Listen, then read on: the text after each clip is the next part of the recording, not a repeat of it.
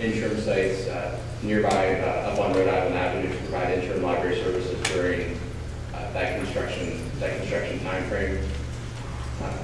The Northeast Library is also progressing. We've received our approval for a very small rear addition from the district's Historic Preservation Review Board.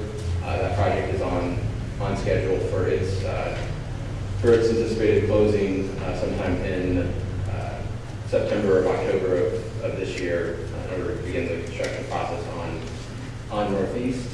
And we're also continuing our work for improvements to the Business Science and Technology Reading Room at MLK, as well as looking at some reconfigurations and renovations to the second floor as well at the MLK Central Library. That's my capital report. I'm happy to take any questions or be reminded of anything I perhaps missed. I have a question, perhaps it's more Jerry, but in the mayor's capital budget, we did have to delay some of our design work for additional new libraries. Is there any movement on that? Not at this time. We didn't get any new money for that. So that thing is being pushed out to 27. Because I think that's important to keep in mind. Our great architect for this library mentioned everything that had been done and how exciting it is, and it's exciting for this neighborhood. But we have a lot more libraries to do. So I hope that the Friends groups and everyone else will support us as we go forward to get money for those new libraries.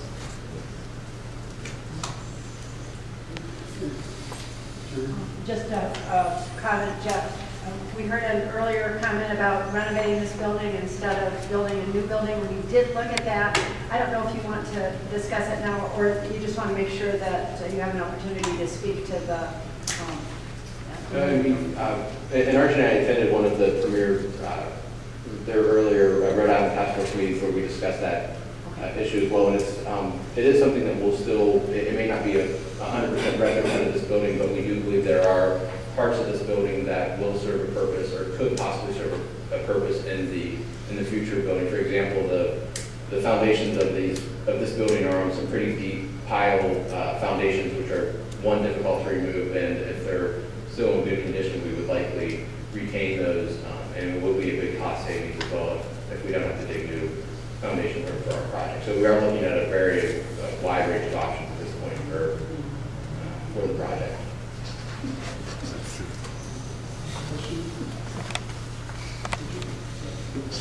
No, I have no question. Jeff, I just want to again congratulate Ed Hampton for the wonderful work that he and his team do in maintaining our facility. It's just such a different world.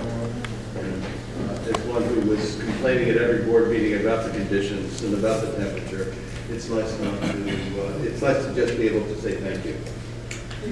Thank you, sir. It is nice being able to turn our buildings over to a very qualified staff that take good care of them and maintain them the way they should, and continue to look the way they do, even 2 or 3 years after they've opened. So I would agree, and thank you, Ed. Thanks, Jeff. Jenny, did you want to provide an introduction to the library performance managers? Jennifer Giltrup is the head of public service. We'll review those with you. I just want to remind you that 2 months